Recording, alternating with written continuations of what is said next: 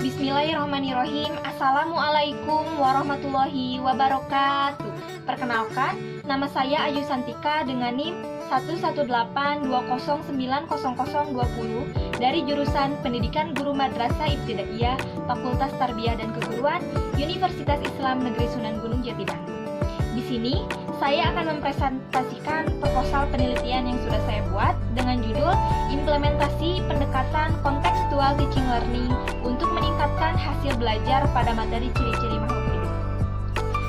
Pada presentasi hari ini yang akan saya bahas yaitu pendahuluan seperti latar belakang, rumusan masalah, tujuan penelitian, manfaat penelitian, ruang lingkup, dan kerangka berpikir, serta metodologi penelitian yang saya pakai pada proposal penelitian kali ini. Selamat mendengarkan dan menyaksikan, semoga bermanfaat. Pendahuluan, yang pertama ada latar belakang masalah. Seperti yang sudah kita ketahui bahwa hakikat pendidikan merupakan upaya untuk meningkatkan agar anak potensinya itu naik. Nah, pada saat ini, anak usia dini itu sedang mengalami masa golden age atau masa keemasan. Maka, pentingnya menciptakan proses pembelajaran yang baik wajib dilakukan oleh pendidik agar hasil belajar anak menjadi bermakna atau meaningful. Perkembangan sains dan teknologi yang sangat pesat ini memiliki efek yang sangat luar biasa bagi kehidupan anak. Untuk itulah, maka guru harus benar-benar memfasilitasi anak dalam proses pendidikannya, sehingga setelahnya itu anak akan memiliki dan dapat beradaptasi dengan baik dengan segala perubahan yang ada.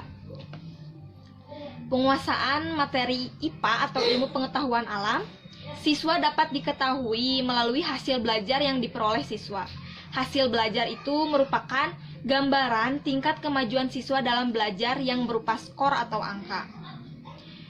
Pelajaran ilmu pengetahuan alam ini memegang peran penting sebagai dasar siswa dalam mempelajari konsep-konsep IPA dasar dan gejala alamnya tertentu untuk dijadikan pengetahuan awal dalam mempelajari IPA di jenjang pendidikan selanjutnya.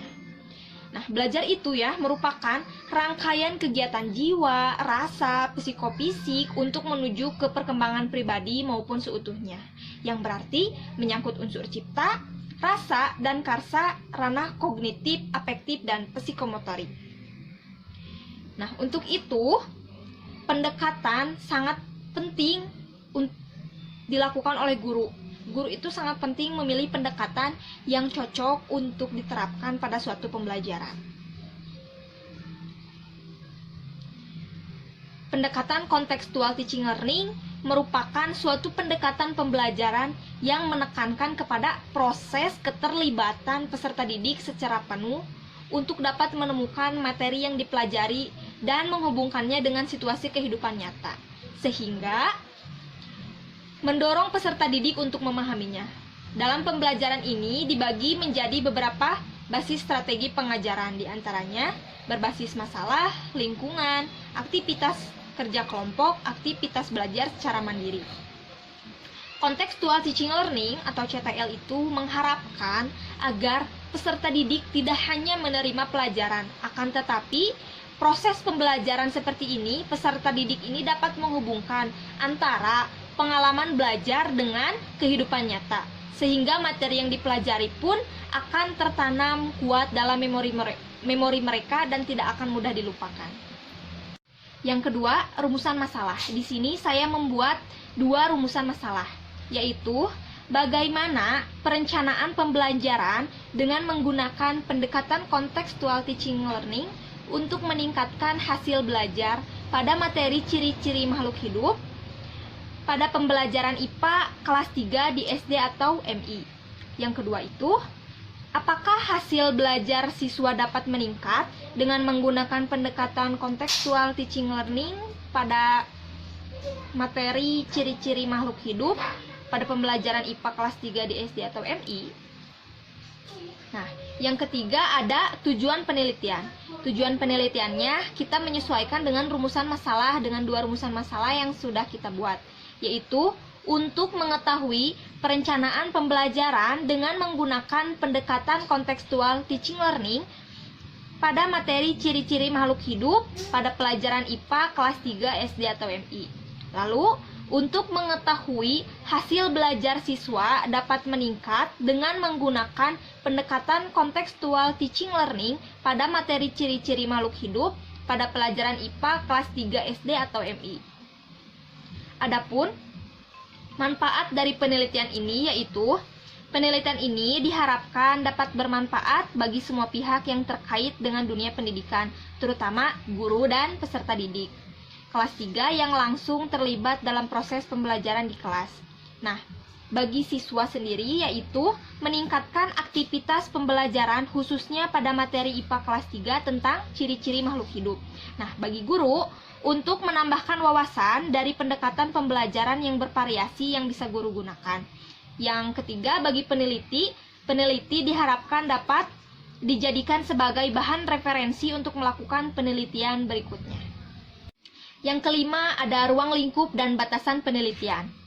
Penelitian ini membahas perencanaan pembelajaran dengan menggunakan pendekatan kontekstual teaching learning pada materi ciri-ciri makhluk hidup pada pelajaran IPA kelas 3 di SD atau MI. Dan penelitian ini hanya mencakup hasil belajar siswa dapat meningkat dengan menggunakan pendekatan kontekstual teaching learning pada materi ciri-ciri makhluk hidup pada pelajaran IPA kelas 3 di SD atau MI.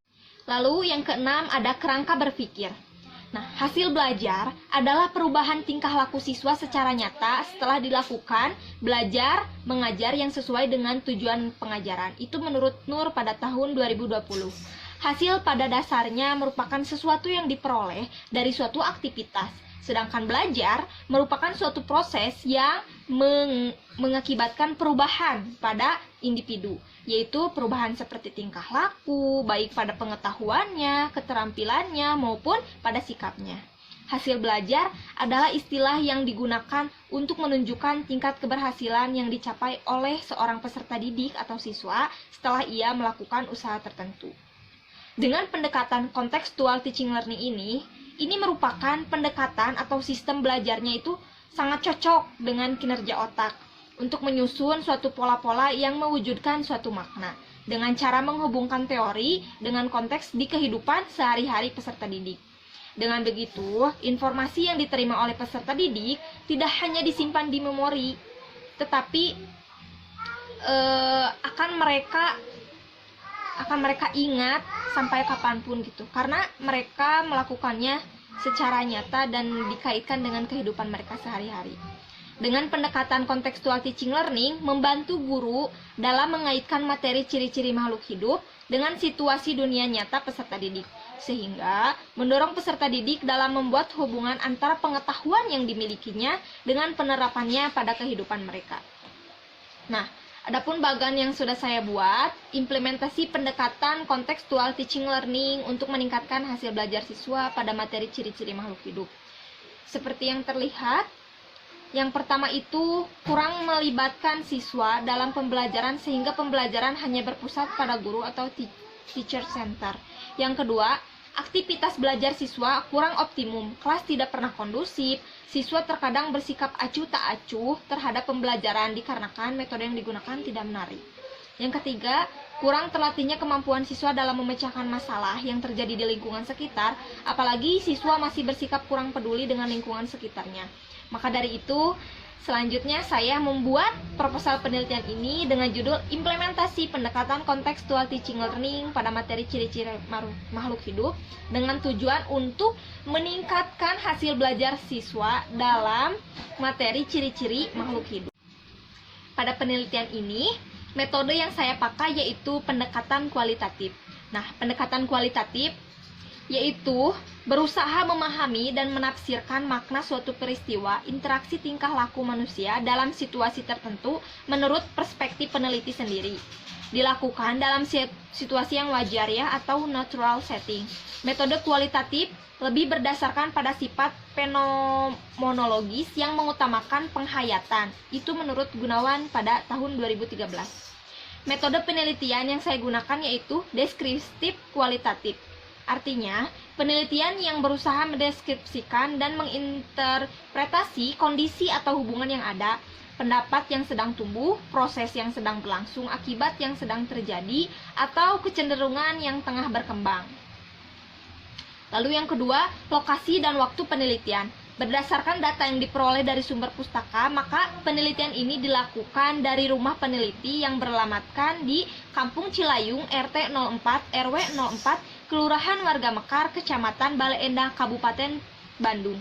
Rencana penelitian ini akan dilakukan pada tahun 2021 bulan Juni. Lalu, jenis dan sumber data. Data kualitatif. Nah, data kualitatif dapat berupa pemeriksaan keabsahan data berdasar kriteria tertentu, yaitu atas dasar keterpercayaan, keteralihan, kebergantungan, dan kepastian.